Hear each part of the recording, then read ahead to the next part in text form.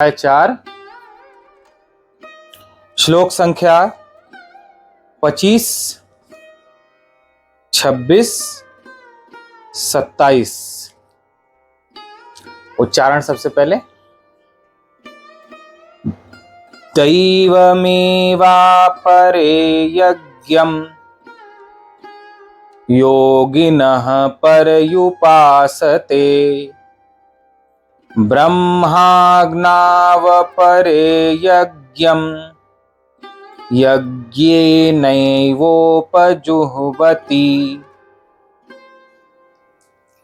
श्रोत्रादीनीन्द्रियाण्यन्ये संयमाग्निषु जुह्वति शब्दादीन् विषयानन्य इन्द्रियाग्निषु जुह्वति सर्वाणीन्द्रियकर्माणि प्राणकर्माणि चापरे आत्मसंयमयोगाग्नौ जुह्वति ज्ञानदीपिते। इसका हिंदी अर्थ, दूसरे योगी जन देवताओं के पूजन रूप यज्ञ का ही भली भांति अनुष्ठान किया करते हैं और अन्य योगी जन परब्रह्म परमात्मा रूप अग्नि में अभेद दर्शन रूप यज्ञ के द्वारा ही आत्म रूप यज्ञ का हवन किया करते हैं। अन्य योगी जन श्रोत्र आदि समस्त इंद्रियों को संयम रूप अग्नियों में हवन किया करते हैं और दूसरे योगी लोग शब्दादि समस्त विषयों को इंद्रिय रूप अग्नियों में हवन किया करते हैं। दूसरे योगी जन इंद्रियों की संपूर्ण क्रियाओं को और प्राणों की समस्त क्रियाओं को ज्ञान के प्रकाशित आत्म संयम योग रूप अग्नि में हवन किया करते हैं।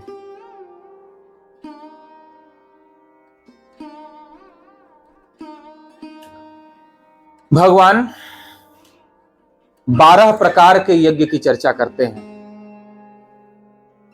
यज्ञ क्या है? ईश्वर के निमित्त, परमात्मा के निमित्त निष्काम भाव से जो कुछ भी किया जाए वह यज्ञ कहलाता है। यज्ञ के 12 भेद भगवान ने बताए हैं और कहा है 12 में से एक भी जिसके पास है वह मुझे बड़ी सहजता से प्राप्त कर लेता है, और इन 12 प्रकार के यज्ञों में एक भी जिसके पास नहीं है वह नर नहीं बल्कि नराधम है। वह स्वप्न में भी मेरी अनुभूति नहीं कर सकता। जिसे आत्मदर्शन करना है, ब्रह्म दर्शन करना है, जिसे आत्म कल्याण की भावना है, 12 में से एक यज्ञ उसके पास होना चाहिए। पहला यज्ञ क्या बताते हैं? दूसरे योगी जन देवताओं के पूजन रूप यज्ञ का ही भली भांति अनुष्ठान किया करते हैं। देवताओं की पूजा भी 2 तरह से की जाती है, एक किसी कामना से युक्त होकर और दूसरी निष्काम भाव से। देवता माता पिता, सास ससुर, गाय, ब्राह्मण, अतिथि, भिखारी ये भी कहलाते हैं। इनकी सेवा निष्काम भाव से करना, इसे भगवान गीता जी में एक यज्ञ बताते हैं और कहते हैं यदि कोई इन देवताओं की सेवा ही निष्काम भाव से करे तो इस यज्ञ, सेवा रूपी यज्ञ के द्वारा वह मुझे प्राप्त कर लेता है। एक बड़ा ही सुंदर उदाहरण हमें भक्तमाल में पढ़ने सुनने को मिलता है। पुंडरीक नाम के एक भक्त थे जो विट्ठल नाथ यानी भगवान श्री कृष्ण की पूजा आराधना करते थे। उनको उनके सद्गुरु ने कह दिया कि तुम अपने माता पिता की सेवा करो, सेवा रूपी यज्ञ करो। माता पिता देवता हैं, उनकी सेवा करो। वो सेवा करने लगे, ऐसी निष्ठा से सेवा करने लगे, ऐसी निष्ठा से सेवा करने लगे कि अपने आप को उस सेवा में भूल गए। भगवान नारायण द्वार पर आए, पुकारने लगे, पुंडरीक दरवाजा खोलो। बेटा पुंडरीक, मैं तुम्हें दर्शन देने आया हूं, द्वार खोलो। पुंडरीक के पिता शयन कर रहे थे और वो अपने पिता की चरण सेवा करते थे, यानी पांव दबा रहे थे। पिताजी निद्रा में थे। उन्होंने सोचा जब तक पिताजी आज्ञा न करें या सेवा पूरी न हो जाए इनकी, तब तक मेरा जाना धर्म नहीं। बुखार भी था पिताजी को, इसलिए भी उनके मन में यह भाव था जब तक पिताजी स्वस्थ न हो जाए तब तक मैं इनकी चरण सेवा नहीं छोड़ूंगा, इनसे दूर नहीं जाऊंगा, इनकी सेवा करता रहूंगा। भगवान द्वार पर आकर पुकार रहे, तुम जिसके लिए इनकी सेवा कर रहे हो, मैं परमात्मा आया हूं, द्वार खोलो और मेरा दर्शन करो, मैं तुम्हें दर्शन देने आया हूं। पुंडरीक ने कहा, अभी पिताजी की सेवा कर रहा हूं, मेरे पिताजी बीमार हैं और जब तक सेवा पूरी नहीं हो जाती तब तक मैं नहीं आ सकता, आप खड़े रहिए।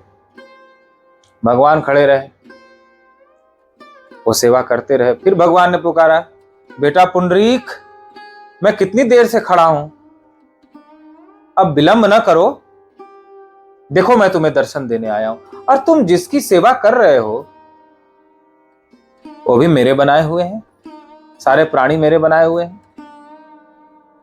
जिसके लिए सेवा कर रहे हो वही परमात्मा तो आया है। पुंडरीक ने कहा, लेकिन जब तक सेवा पूरी नहीं हो जाती मैं आपके दर्शन के लिए नहीं आऊंगा। भगवान ने कहा, खड़े खड़े मेरे पैरों में दर्द होने लगा। पुंडरीक ने एक ईंट उठाई और खिड़की से बाहर फेंक दिया। ठीक है, इसी बैठ जाइए, दर्द हो रहा है तो, लेकिन अभी मैं अपने पिताजी से दूर नहीं हो सकता जब तक सेवा पूरी ना हो जाए। भगवान ईंट के ऊपर खड़े हो गए, कमर पे हाथ रख लिया, दर्द होने लगा जब कमर में। तो वर्णन आता है कि सेवा करते करते उनके पिताजी को बुखार था तो उनका प्राण ही निकल गए पिताजी के, तो भी वो सेवा करते ही रहे, वो उठे ही नहीं और भगवान प्रतीक्षा में कमर पे हाथ रखे खड़े रहे। आज भी जाओ तो वहां कमर पे हाथ रखे हुए भगवान की मूर्ति का दर्शन होता है। तो इस यज्ञ की बात भगवान कहते हैं कि एक यज्ञ यह है कि समय समय पर यज्ञ आदि हवन आदि के द्वारा देवताओं की पूजा करना, और दूसरा जो माता पिता गाय ब्राह्मण संत अतिथि इत्यादि पृथ्वी लोक के माता पिता हैं, ये देवता हैं, उनकी सेवा शुश्रूषा करना, पूजा करना, यह भी एक यज्ञ है। अन्य योगी जन परब्रह्म परमात्मा रूप अग्नि में अभेद दर्शन रूप यज्ञ के द्वारा ही आत्म रूप यज्ञ का हवन किया करते हैं। अभेद दर्शन रूप यज्ञ परमात्मा रूप अग्नि में परमात्मा को अग्नि के समान जानकर, और सब रूप परमात्मा है, इसे अभेद दर्शन कहते हैं। अभेद यानी जिसमें भेद दृष्टि न हो, यानी ये अलग है, ये अलग है, ये अलग है, ऐसी दृष्टि न हो, उसे अभेद दृष्टि कहते हैं। इसमें अलग अलग न दिखाई पड़े, ये स्त्री है, ये पुरुष है, ये बालक है, ये वृद्ध है, ये पृथ्वी है, ये जल है, ये अलग अलग देखना हुआ, भेद दर्शन हुआ। लेकिन जब सभी परमात्मा ही दिखाई पड़े, हर भेष में तू, हर देश में तू, तेरे नाम अनेक तू एक ही है, तेरी रंग भूमि यह विश्व धरा, हर देश में भेष में तू ही तो है, कण कण में भगवान है।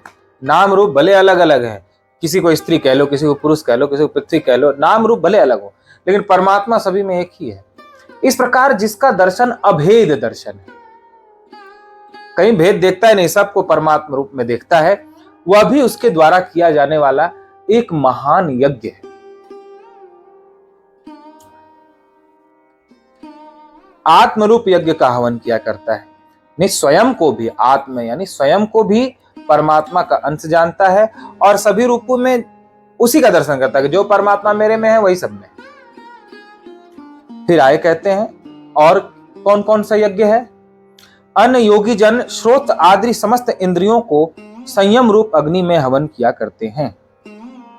श्रोत्र, श्रोत्र कहते हैं कान, आंख, कान, नाक, जीभ, त्वचा, हाथ, पांव इत्यादि जो हमारे इंद्रियां हैं, भगवान कहते हैं उन सब इंद्रियों को संयम करते हैं वे, संयम रूप अग्नि में हवन किया करते हैं। यानी समस्त इंद्रियों का संयम करना, आंखों का संयम करना यानी किसी में दोष न देखना, न देखने योग्य अनर्गल दृश्य न देखना। कानों का संयम करना यानी व्यर्थ की चर्चा न सुनना, किसी की निंदा चुगली न सुनना, सार्थक बातें जितनी जरूरी है उतनी सुनना और अधिकाधिक सत्संग, सत्चर्चा, धर्म चर्चा इत्यादि श्रवण करना, यह कानों का संयम है।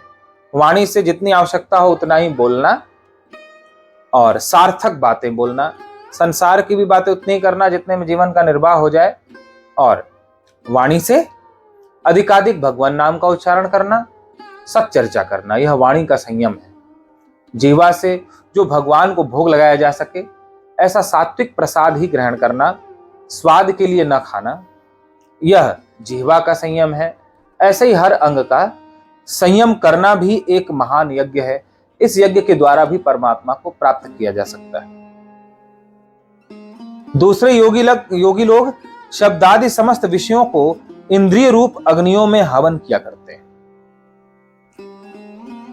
शब्दादि विषयों को यानी शब्द स्पर्श आदि लगाया है, शब्द ऊपर भी श्रोत्र आदि लगाया, तो श्रोत्र के बाद जो आदि शब्द आ गया इसका मतलब कि श्रोत्र यानी कान हो गया, और आदि लगा दिया मतलब उसके साथ बाकी भी जुड़े हुए हैं, आंख, नाक, जीभ, त्वचा इत्यादि।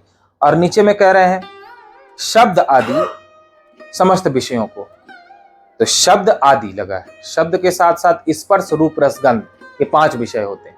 शब्द, स्पर्श, रूप, रस और गंध, इन 5 विषयों को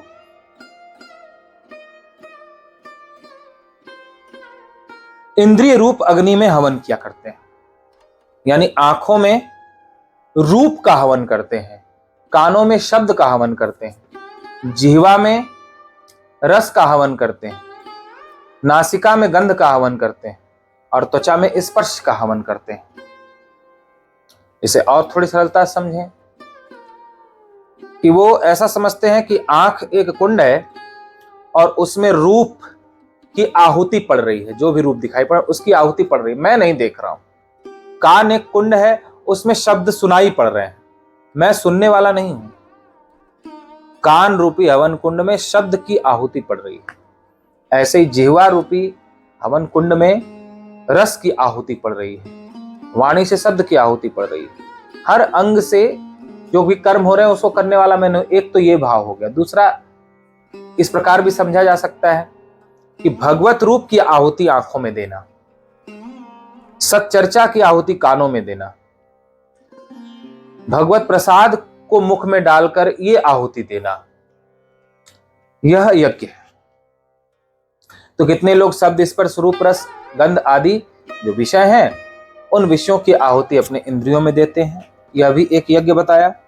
दूसरे योगी जन इंद्रियों की संपूर्ण क्रियाओं को और प्राणों की समस्त क्रियाओं को ज्ञान से प्रकाशित आत्म संयम योग रूप अग्नि में हवन किया करते हैं। इंद्रियों की जितनी समस्त क्रियाएं हैं, यानी आंखों से देखना, कानों से सुनना, वाणी से बोलना, हर अंग से जो भी कर्म करना है, प्राण की जो चेष्टाएं हैं यानी श्वास लेना, पलके झपकना, ये सब प्राण की यानी वायु के द्वारा संपन्न होने वाली क्रियाएं, दौड़ना, उठना, चलना इत्यादि जो भी प्राण और इंद्रियों की चेष्टाएं हैं, ज्ञान से प्रकाशित आत्म संयम रूप अग्नि में हवन किया करते हैं। ज्ञान से प्रकाशित यानी वे सदा इस बात को ध्यान में रखते हैं, उन्हें यह ज्ञान होता है कि शरीर और इंद्रियों की क्रियाओं से मैं अलग हूं। प्राण से श्वास आना जाना हो रहा है, मैं चाह करके भी इसे रोक नहीं सकता, इसलिए मैं इसका करने वाला नहीं। ऐसे ही हर अंग की क्रिया को वो समझते हैं। तो इस प्रकार भगवान अनेकानेक यज्ञों की बात कर रहे हैं, जिसकी हमने आज संक्षेप में चर्चा की। देव पूजा रूप यज्ञ भगवान बताते हैं, साथ ही साथ सब में अभेद दर्शन करो, यानी एक का ही दर्शन करो, अलग अलग दर्शन नहीं करो, एक ही परमात्मा का दर्शन करो, इसको भी एक यज्ञ बताते हैं।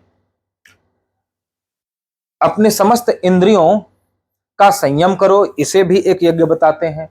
और इंद्रियों में भगवत विषय का, आंखों में भगवत रूप का, कानों में सत्संग का आहुति दो, यह भी एक यज्ञ बताते हैं।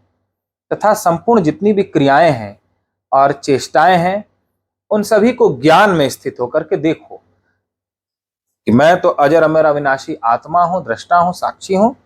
इन समस्त इंद्रियों के द्वारा समस्त क्रियाएं हो रही हैं, मैं इनका करने वाला नहीं हूं। स्वयं को कर्तापन से मत जोड़ो, यह भी एक यज्ञ है।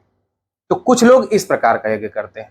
भगवान का कहना है इनमें से एक भी कोई यज्ञ धारण कर ले, अभी और भी आगे विस्तार से बताएंगे, तो वह इस भवसागर से पार हो जाता है, मेरे दर्शन का लाभ प्राप्त कर लेता है। तो 12 में से एक तो किसी किसी के पास होना ही चाहिए, तभी उसको शांति मिलेगी, उसका कल्याण होगा। यह गीता जी के माध्यम से भगवान हमसे कहते हैं। सभी लोग इस पर चिंतन करना। बोले गीता माता की जय।